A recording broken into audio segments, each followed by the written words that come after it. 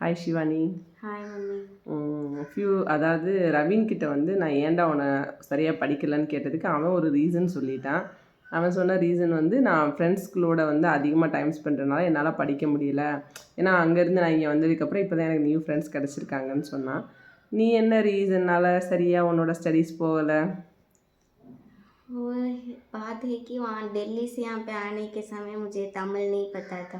उस language problem के कारण मैं थोड़ा पढ़ाई में ध्यान नहीं दी। उसके बाद मेरे को थोड़ा दोस्त बन गए। उसके बाद मैं थोड़ा थोड़ा तमिल सीखी, पर अभी अभी थोड़ा थोड़ा इम्प्रूव कर रही हूँ। पहले तो मुझे बहुत वीक थी करके मेरे को ही पता है, अभी थोड़ा ठीक हूँ. अच्छा, ஓகே.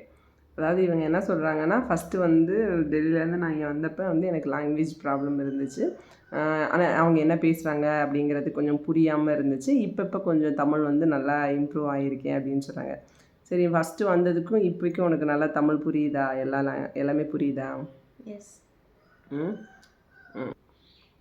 மதிக்கு இப்போ உனக்கு நல்லாவே தமிழ் வருதுல்ல? अभी थोड़ा अच्छे से आ रहा है. சரி, வேறு என்ன ரீசன்னால உனக்கு ஸ்டடீஸ் பேக் போகிற?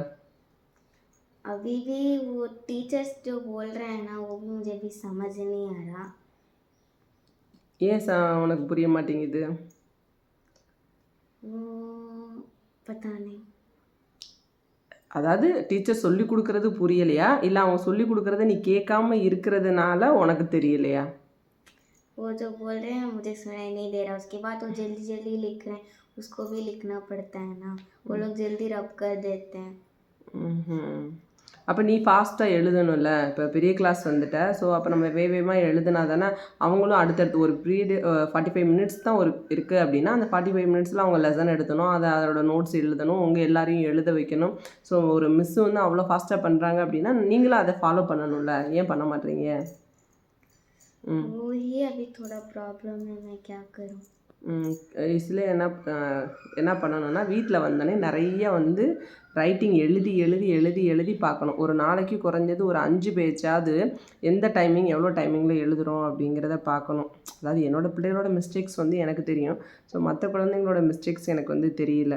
ஸோ அதனால் சொல்கிறேன். ஏன்னா இப்போ தான் இவங்களோட ஸ்டடீஸில் நானே கான்சன்ட்ரேட் பண்ணலாம் அப்படின்ட்டு இருக்கேன். ஸோ அதனால தான் இந்த வீடியோ கூட நான் போஸ்ட் பண்ணுறேன். அதாவது பசங்க வந்து என்னென்னா இப்போ இருக்க பசங்க வந்து எழுதுறதே கிடையாது. ஃபோனை பார்த்து ஃபோன்லேயே எல்லாமே ChatGPT, அதுக்கப்புறம் டிரான்ஸ்லேட்டர், இப்படி அவங்களுக்கு தேவையான எல்லா விஷயங்களுமே ஃபோன்லேயே தெரிஞ்சிறதுனால அவங்க பெரியவங்கள்ட்டையும் கேட்குறதில்ல, கிளாஸ் டீச்சர்ட்டையும் கேட்குறதில்ல, ஆன்சர் இமீடியட்டாக கிடச்சிருது. ஓகேங்களா? அவள் அந்த சம்மை போட்டு தெரிஞ்சுக்கிறத விட ChatGPT தான் அதிகமாக வந்து யூஸ் பண்ணிகிட்டு இருக்காங்க. இதே மாதிரி தான் உங்கள் பிள்ளை யூஸ் பண்ணுவாங்கன்னு நினைக்கிறேன். ஸோ முடிஞ்ச அளவுக்கு அவங்கள ஓனாக பண்ணுறதுக்கு ட்ரை பண்ணுங்கள்.